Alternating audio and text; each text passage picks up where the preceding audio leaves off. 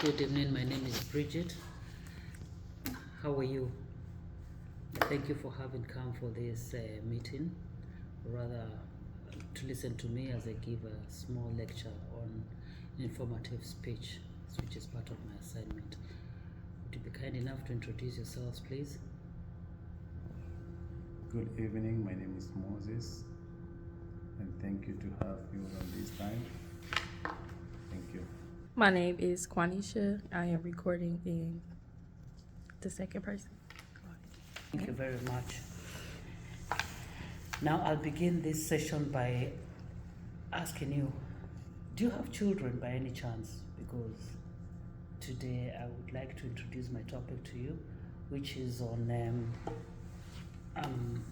choking of infants and children. So do you have any children? Yes, me, I have a children. Although they are about- big, yeah. Oh, nice. I have one, a 3-year-old boy. Oh, so quite a good topic because it addresses infants and children and choking. So, can you imagine sitting at a table having your dinner and your child chokes? What would you do? I think sometimes, for example, she or he was eating. If that happened, that chop, can we give some, like a lot of water to get a zip?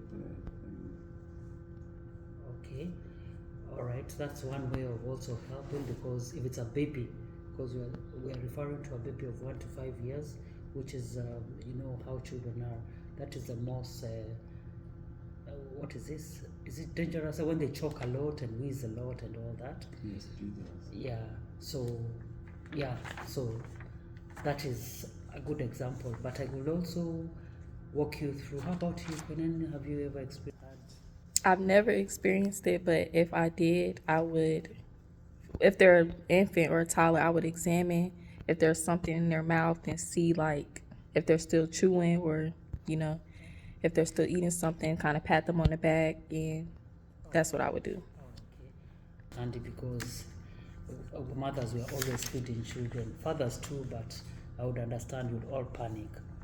Now, I will walk you through some of the steps that one needs to do for an infant or a child below 5 years. We know choking is one of the highest rate that has been said or has been given. Statistics shows that children die at the age of maybe infant to 5, and choking is part of it. Is one of the highest ranking rates that cause life-threatening that could also lead to death. So I did my researches on that, my informative speeches on that, and I would therefore lay down some of the steps that one needs to know so that we can take precautions and avoid this. For an infant, a small child, we know it's not the same as adults, because for an adult you can press the chest and give them the pumps, the 30 compressions, right?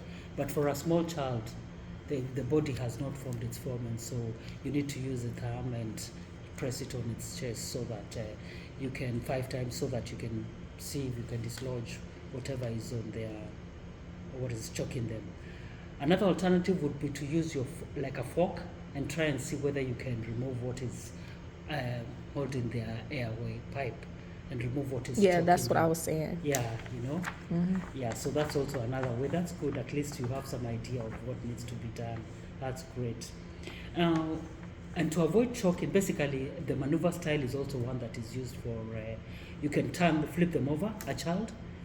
You can flip an infant over. It's easy. You can just flip them with the head down and press onto their chests, so that again the food will be able to come out if it hasn't gone deep, right?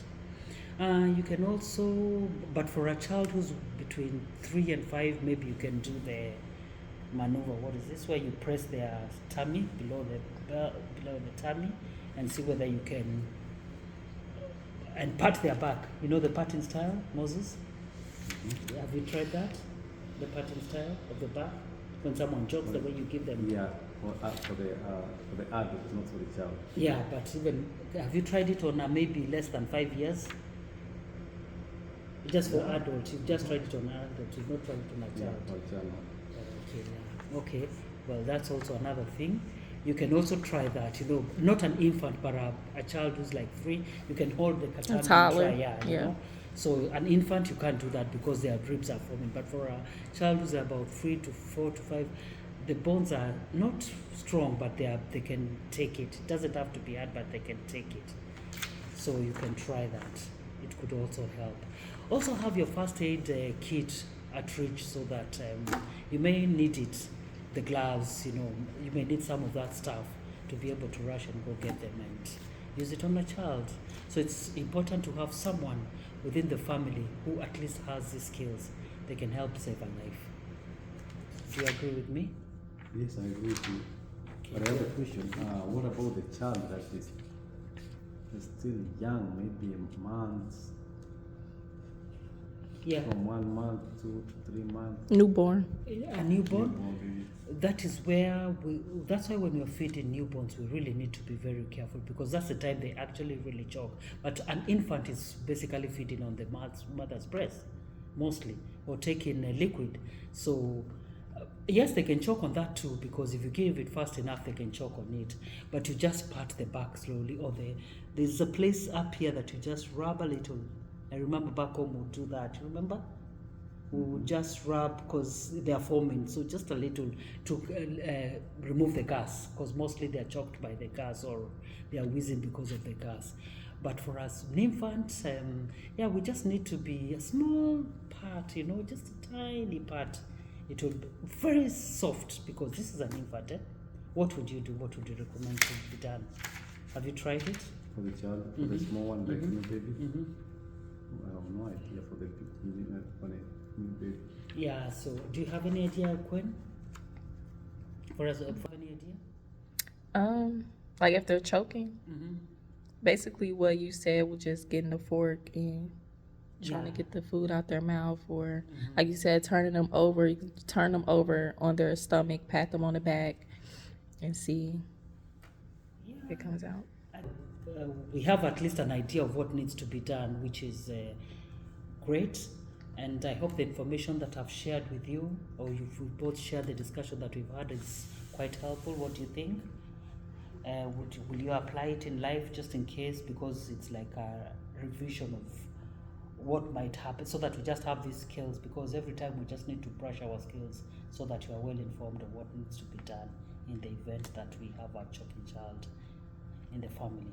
It could be a child, it could be our own children, it could be our neighbors. Just step in and come in handy, right? Yeah, I learned something from that because if something like that happened when I'm there, I know what to do. Thank you. Thank you. Yes, thank you. How about you, Gwen? I have to get used to the adult versus the infants on the thumb and the hand press for CPR if you need to. But yeah, I'm still open to learn. I haven't experienced it yet with my own of him really choking. So I feel like you wouldn't really know unless you actually do it. So Yeah. that's how I am. I know some people, they are visual learners. I feel like I'm a more hands-on learner. So Okay. Yeah, I agree with you. It's a scary thing, so none of us would want to experience Yeah. that. So, but it's good to have the information with us. It's only, we are talking about our child. What about the adults like me or you?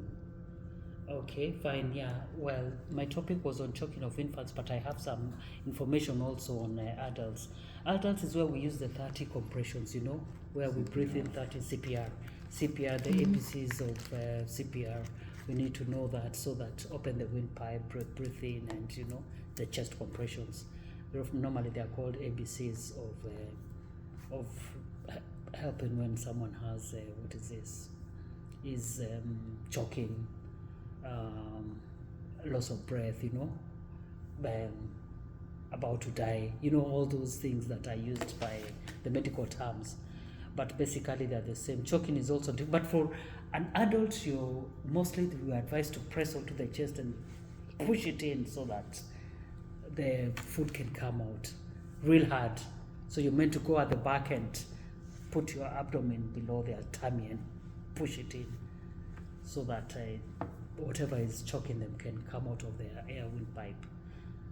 That's the information I have about the research I've done on adults. How about you? I guess it's the same thing, or you know something else for adults when they're choking? No, I don't know much either. Okay. How about you? I have no idea. You have no idea. Okay, But that's a from now, I learned something from you and from your topic. So I think now I know something.